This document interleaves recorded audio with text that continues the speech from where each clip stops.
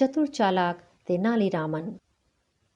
पहले राजा महाराजा अपने दरबार में ऐसे लोगों को रखते थे जो अपनी बातों हाजिर जवाबी से लोगों का मनोरंजन कर सके। ऐसे लोगों को विदूषक कहा जाता था। तेनालीरामन भी इसी प्रकार के एक विदूषक थे। उनका असली नाम तो रामन था, पर तेनाली गांव का निवासी होने के कारण सब उन्हें तेनालीरामन कहते थे। रामन बचपन से ही बहुत बुद्धिमान और चतुर थे। वे शब्दों के जादूगर तो थे ही, शब्दों के विचित्र अर्थ निकालकर वे लोगों को विस्मित कर देते थे। उनकी बुद्धिमानी की सभी प्रशंसा करते थे। लोगों को विश्वास था कि रामन एक दिन जरूर बड़ा आदमी बनेंगे। उन दिनों विजयनगर के महाराज कृष्णदेव राय का बड़ा नाम था। उनके दरबार में बड़े बड़े विद्वान रहते थे। रामन ने भी उनके दरबार में जाने का निश्चय कर लिया। यद्यपि इतने बड़े राजा के दरबार में प्रवेश पाना हंसी खेल न था, पर रामन अपने निश्चय पर अडिग थे।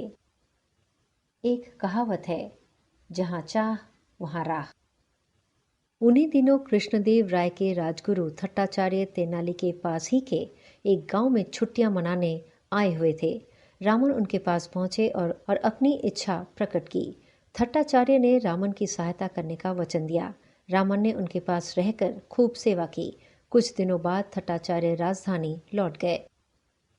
रामन काफी दिनों तक प्रतीक्षा करते रहे, पर थट्टाचार्य का कोई संदेश नहीं आया। अतः रामन ने स्वयं महाराज कृष्णदेव राय के दरबार में जाने का निश्चय कर लिया। उन दिनों महाराज ने कुछ विद्वानों की एक सभा बुलाई हुई थी। रामन भी इस सभा में जा पहुंचे। सभा में वाद विवाद हो रहा था। एक विद्वान कह रहा था, हम संसार में नाना प्रकार की वस्तुएं देखते हैं, पेड़ पौधे, पशु पक्षी आदि, पर ये सब ऐसी नहीं है जैसी दिखाई देती है। हम केवल इन्हें ऐसी मान लेते हैं। दूसरे विद्वान इस बात पर विचार कर ही रहे थे कि अचानक रामन खड़े हो गए।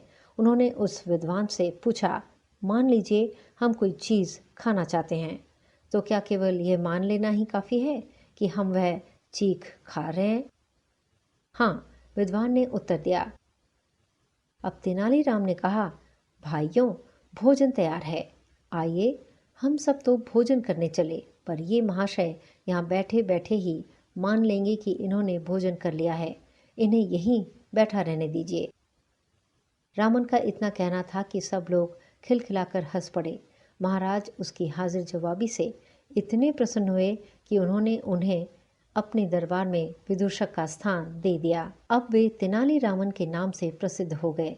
एक दिन महाराज तेनालीरामन भी किसी बात पर अप्रसन्न हो गए।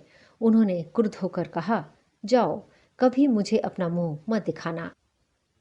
अगले दिन तेनालीरामन अपने मुंह पर मुखौटा लगाकर दरबार में आए। उन्हें देखकर सब लोग हंसने लगे।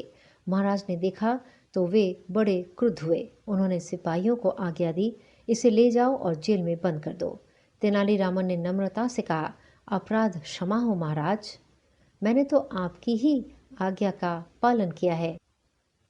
मैं तो अपने मुंह पर नकली चेहरा लगाकर आया हूं ताकि आपको मेरा मुंह न दिखाई दे।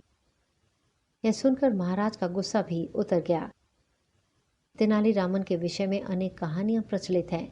एक बार की बात है, महाराज कृष्णदेव राय अपनी प्रजा का हाल जानने के लिए राज्य के विभिन्न भागों में जाना चाहते थे।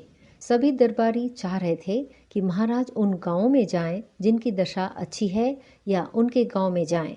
इससे उनके गांव की मदद हो जाएगी और गांव वालों पर उनका रोब भी पड़ जाएगा। एक मंत्री बोला, महाराज, इस बार आप मेरे गांव चलिए। महाराज सोचने लगे कि आखिर किस गांव में जाया जाए। उन्होंने तेनालीरामन की ओर देखा। तेनालीरामन ने कहा, महाराज, आपका हाथी जिधर ले जाए उधर ही जाइए। तेनालीरामन की बात सुनकर सभी को बड़ा आश्चर्य हुआ। दूसरे दिन महाराज हाथी पर सवार होकर चल दिए। कुछ और लोग भी साथ थे। चलते चलते हाथी ऐसी जगह पहुंचा जहाँ के लोग बहुत गरीब थे। उनकी हालत देखकर महाराज बहुत दुखी हुए। वे बोले, हमें मालूम ना था कि हमारे राज्य में इतने निर्धन लोग भी रहते हैं। हाथी हमें बिल्कुल सही स्थान पर लाया है। इन्हें वास्तव में हमारी सहायता की आवश्यकता है। महाराज की बात सुनते ही महावत ने अपनी चादर उतार फेंकी। तेनालीरामन को सामने देखकर सब चकित रह गए। महाराज मुस्कुराकर बोले, अच्छा, तो हाथी को यहाँ तुम लाए थे? जिस प्रकार बीरबल के चुटकुले बड़े चाव से सुने जाते हैं, उसी प्रकार तेनालीरामन के चुटकुले भी बड़े प्रसिद्ध हैं। तेनालीरामन केवल एक विदूषक ही नहीं थे, वरन वे तेलुगु भाषा के एक प्रसिद्ध कवि भी थे।